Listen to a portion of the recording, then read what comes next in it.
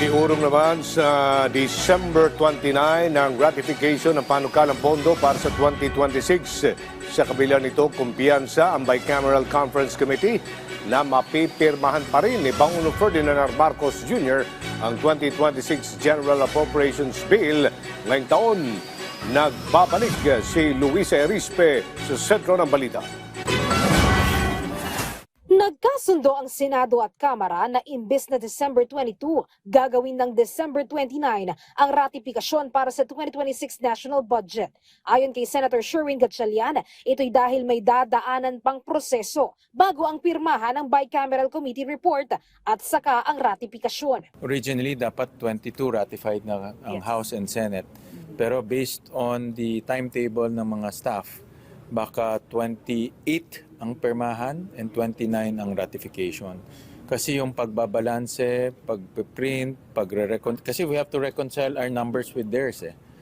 So yan, process alone will take 5 days. So tapos may Pasko pa, diba? May Noche Buena. So mga roughly around 28 ang ratification. Babalik kami to sign and then 29 to ratify. Dahil dito, babaguhin din ang legislative calendar at sa December 29 na ang adjournment ng sesyon ng dalawang kapulungan.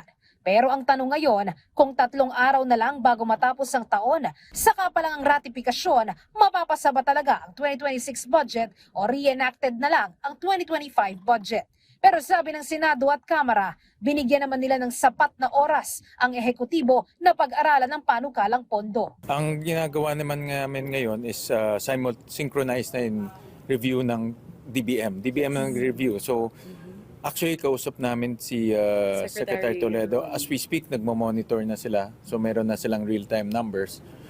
Tapos kami naman, nagpapadala rin kami ng data sila rin.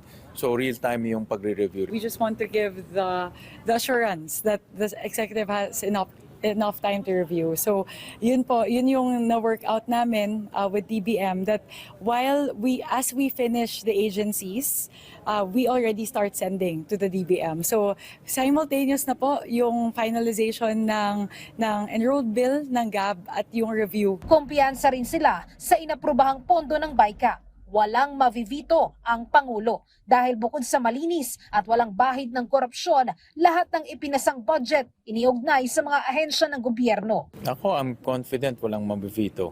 I'm very confident. Kami rin, because as Senwin was saying, throughout the whole process, very, very close coordination between us and the executive. So wala po kaming kinakat, tulad po na nabanggit ni Senwin, na wala po kaming, hindi namin pinapaalam sa mga ahensya. I think that's usually the main point of contention. And we also don't put in items in the budget of the respective agencies without the approval of the head of agency and the agency. So yes, I will second what Senwin said. We are confident that the President will not veto the budget as we drafted. Diniin naman ng Senado sa naipasang panukalang pondo, walang ghost, walang insertions, lahat nakatuon at mapupunta sa taong bayan. Lahat ng safeguards nandito na sa budget na ito.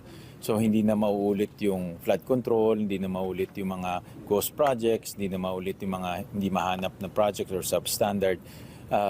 Those are embedded in the budget ngayon. No? Kaya kanina na-manifest ni Kong Mika, yung mga projects natin ngayon meron ng station numbers. Now, as to anong views mo sa MAIP, anong views mo sa AIX, kanya-kanyang views yan. But ang importante dito, lahat yung pupunta sa tao. Madaling araw kanina nang tapusin ng Bicameral Conference Committee ang deliberasyon para sa pambansang pondo para sa susunod na taon. Luisa Erispe para sa Pambansang TV sa Bagong Pilipinas.